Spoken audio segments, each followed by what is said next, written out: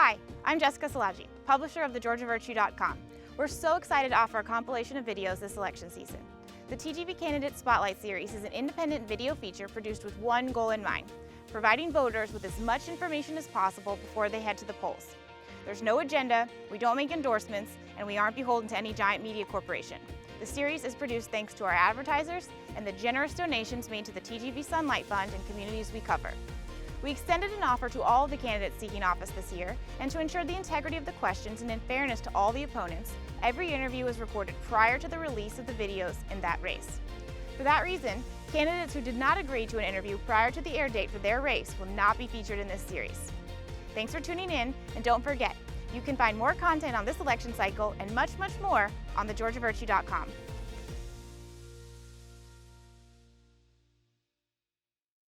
There's never been a better time to upgrade at Franklin Toyota. Hurry in and save big on our entire inventory of your favorite new Toyotas. All marked with the honest, transparent, and upfront pricing you've come to expect from Franklin. The price you see is the price you pay. No gimmicks and no games. Get it fast, get it fair, get it forever. That's the Franklin guarantee, because at Franklin, we're here for you. Visit us on Commerce Drive in Statesboro or shop our complete inventory online at franklintoyota.com. Today we're sitting down with Travis Chance. He is a candidate for Bulloch County Commission. Thanks so much for sitting down with us today. Thank you for having me.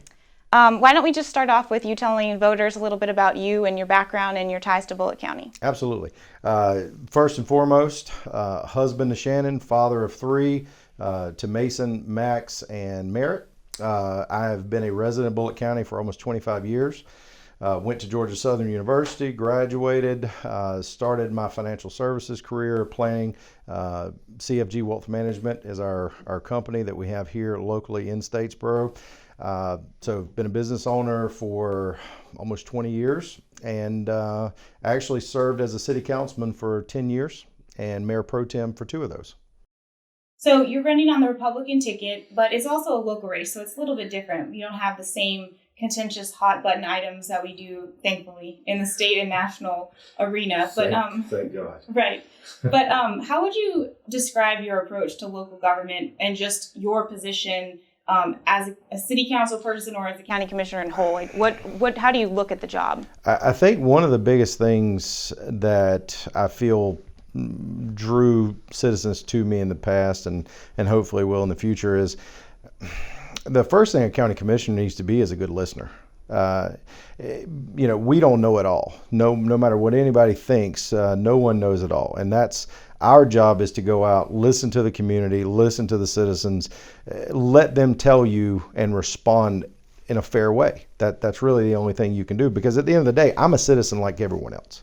And, the first thing you have to be is a good listener. And then the second, you have to want to be an advocate for the citizen, because not all citizens are going to actively participate in government, and it's our job to be their voice. And that's really what I think of the fundamentals of what a county commissioner should be. Well, specific to Bulloch County, what do you feel like are the 3 or a handful of the most pressing issues here?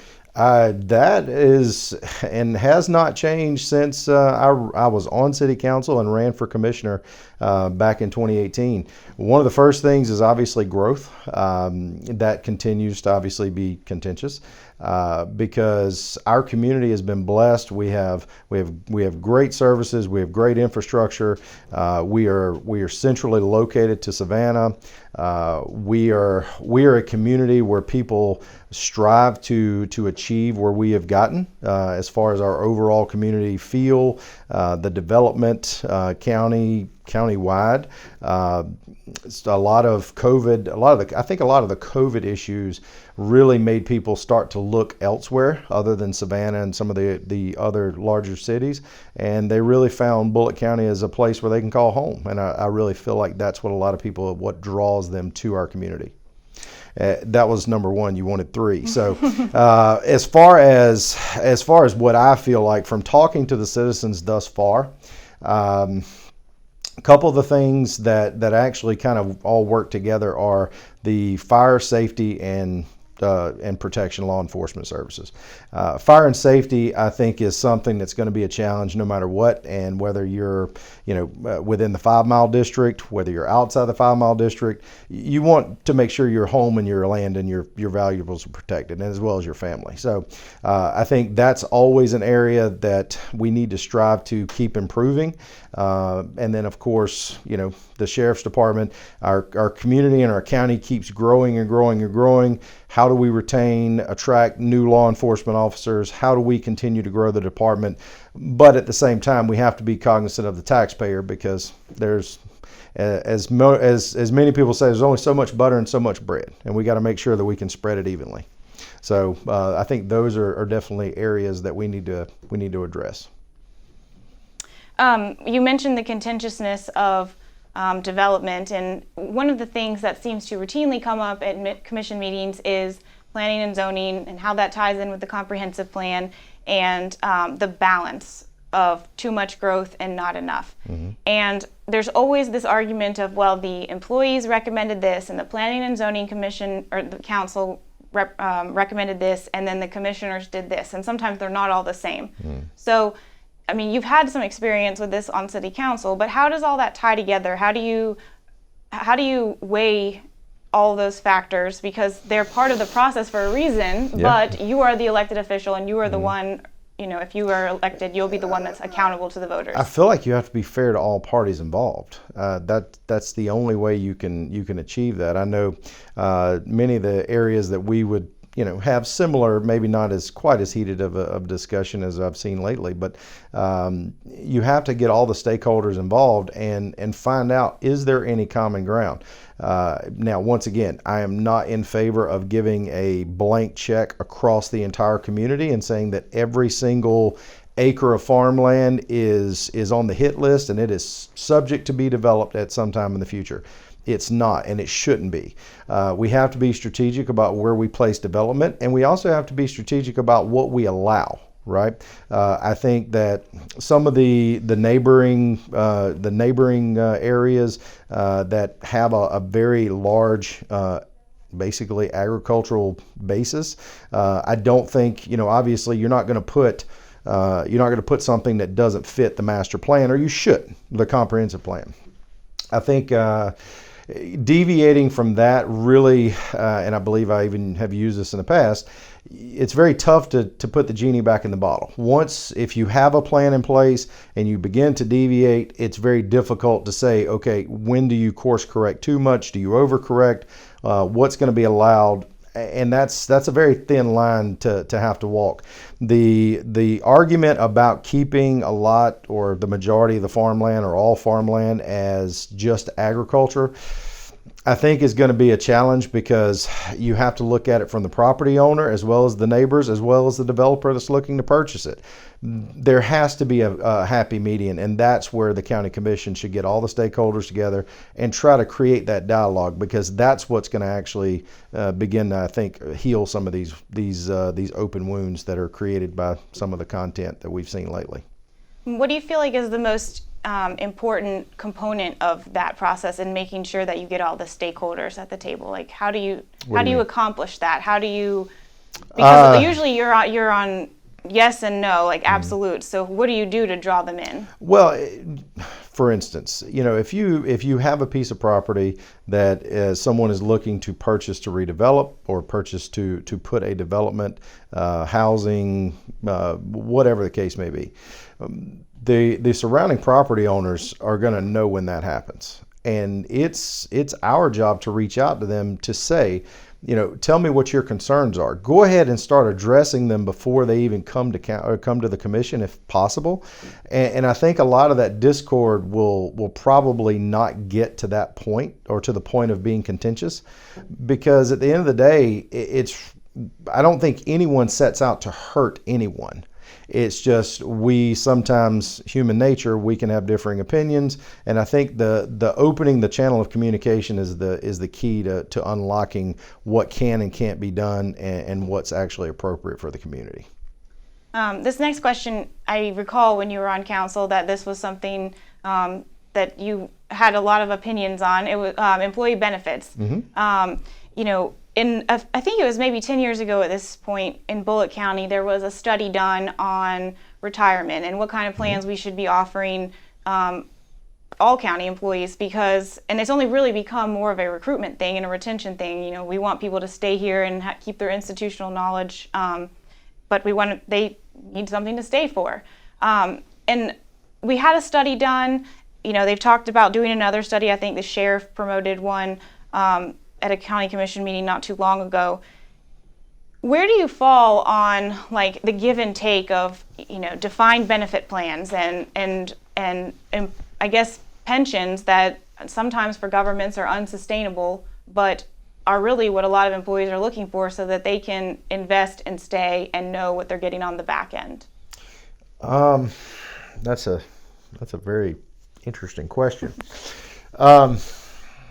So my background, obviously, part of my intro probably should have been what I do for a living, which is actually certified financial planner. So this is definitely something close to my heart because I see the struggles that employees that don't have pensions, and I sympathize, they don't have pensions and they have their 401k, but you know what, life happens, right? You have to pay for tuition, you have to pay for books, you have to pay for, you know, just living, and sometimes there is not enough money to max out your 401k so that you can create this pot of money to turn into a pension if you want to.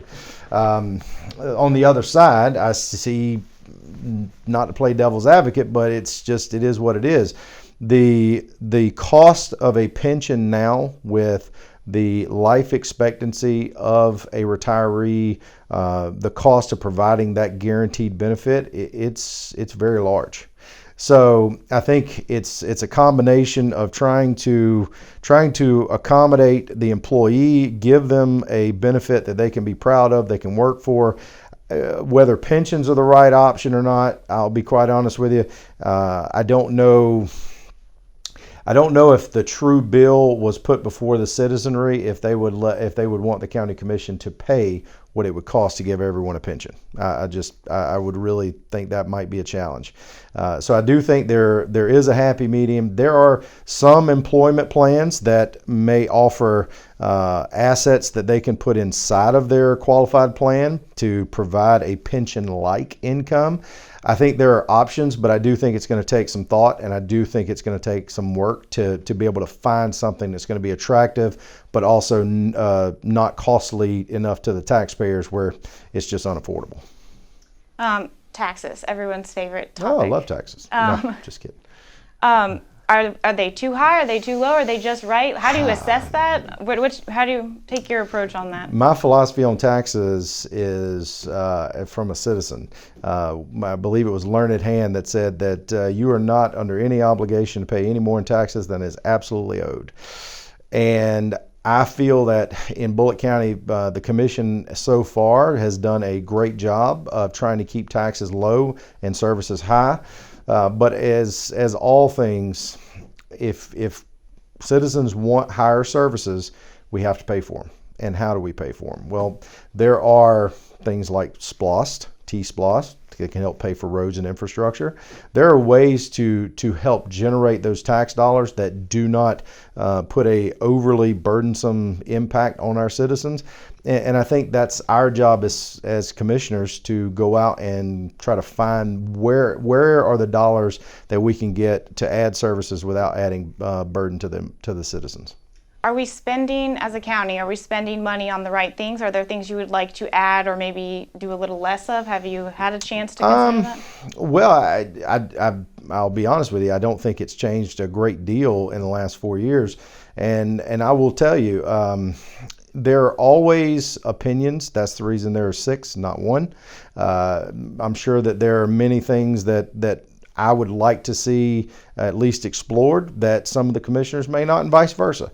I think that so far the commission has done a great job, and I think overall we all have to take the approach. None of us knows everything, and there's no shame in having a conversation and trying to figure out what are some of the things we can add to the community. Can we afford them, and if so, how can we implement them? And that's, you can't always get everything you want in politics. I promise.